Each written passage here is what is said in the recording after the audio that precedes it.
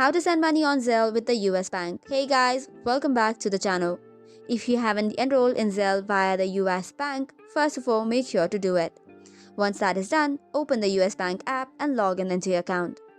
Once you have logged in, tap on the Zelle, which is a shortcut on the top navigation bar. Tapping on it should take you to another page. From this page, select on Send and Request Money with Zelle. After that, you will now land to another page which is for initiating a transaction. From the list of section, select on Send Money option.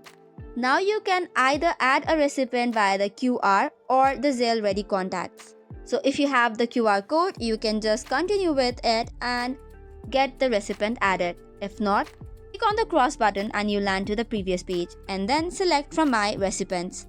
Choose the recipient and then you can share your contacts with US Bank and Zelle. Now choose how you would like to contact the recipient. It could be email address or phone number that you already have. After that, you have to enter the amount that you want to send. Click on this page and then enter the amount in the field. Once that is done, you can review the amount. Additionally, you can also change the account that you're using to send money. Once you click on review, you land to another page and then tap on send money. After that, you land to this page from where you can save the payment details. Tap on Save Details and save the page.